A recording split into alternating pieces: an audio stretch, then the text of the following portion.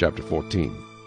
Then the Lord spoke to Moses, saying, This shall be the law of the leper for the day of his cleansing. He shall be brought to the priest, and the priest shall go out of the camp, and the priest shall examine him. And indeed, if the leprosy is healed in the leper, then the priest shall command to take for him who is to be cleansed 2 living and clean birds, cedar wood, scarlet, and hyssop.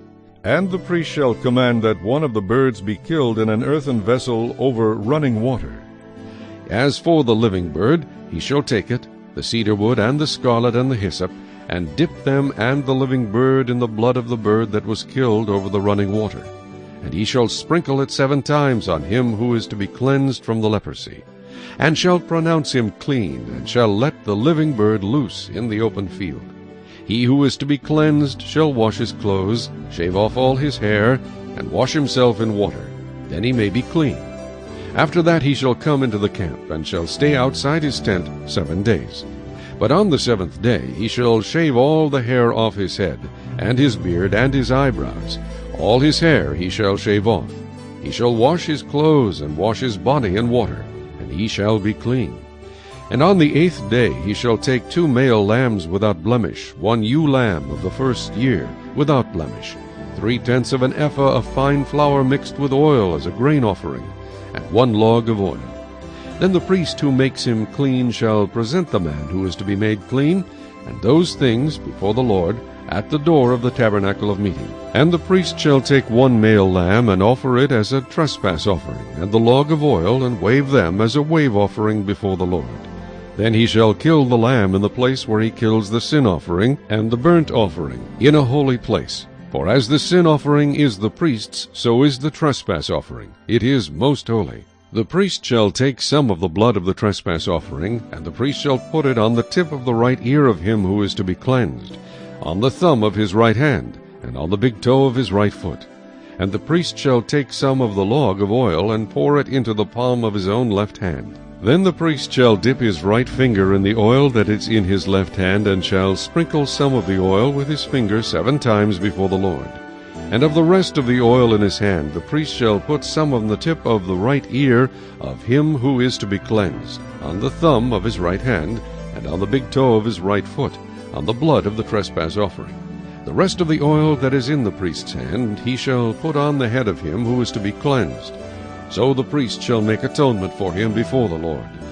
Then the priest shall offer the sin offering, and make atonement for him who is to be cleansed from his uncleanness. Afterward he shall kill the burnt offering. And the priest shall offer the burnt offering and the grain offering on the altar.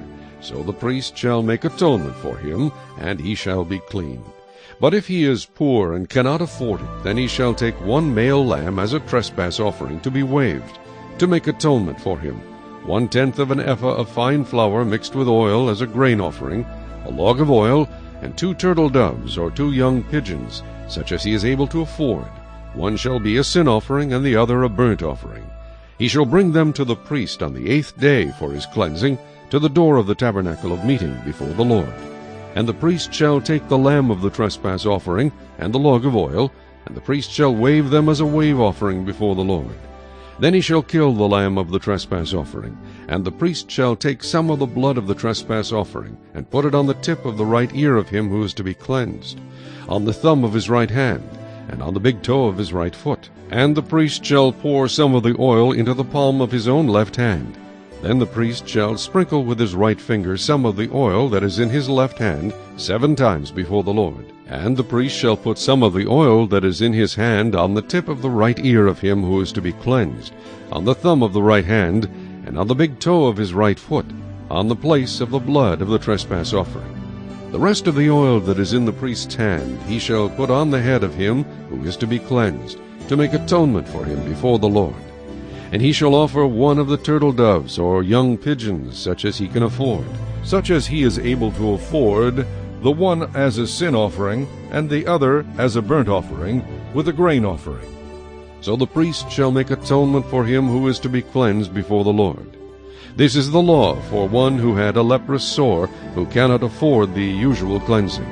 And the Lord spoke to Moses and Aaron, saying, When you have come into the land of Canaan, which I give you as a possession, and I put the leprous plague in a house in the land of your possession, and he who owns the house comes and tells the priest, saying, It seems to me that there is some plague in the house, then the priest shall command that they empty the house before the priest goes into it to examine the plague, that all that is in the house may not be made unclean. And afterward the priest shall go in to examine the house, and he shall examine the plague. And indeed, if the plague is on the walls of the house with ingrained streaks, greenish or reddish, which appear to be deep in the wall, then the priest shall go out of the house to the door of the house, and shut up the house 7 days. And the priest shall come again on the 7th day and look. And indeed, if the plague has spread on the walls of the house, then the priest shall command that they take away the stones in which is the plague, and they shall cast them into an unclean place outside the city.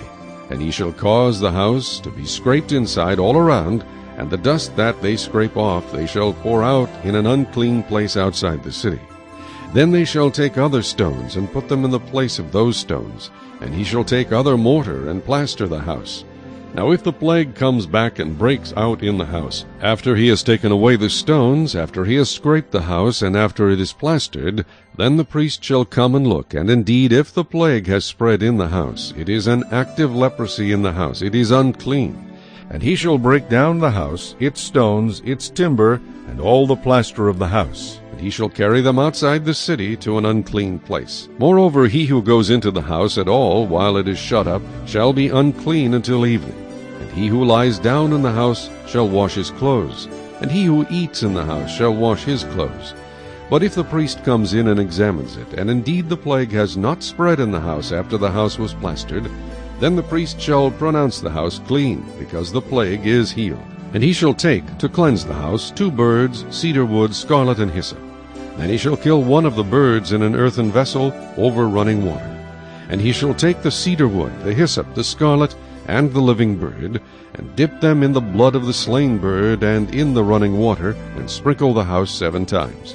And he shall cleanse the house with the blood of the bird, and the running water, and the living bird, with the cedar wood, the hyssop, and the scarlet. Then he shall let the living bird loose outside the city in the open field, and make atonement for the house, and it shall be clean. This is the law for any leprous sore and scale, for the leprosy of a garment and of a house, for a swelling and a scab and a bright spot, to teach when it is unclean, and when it is clean. This is the law of leprosy.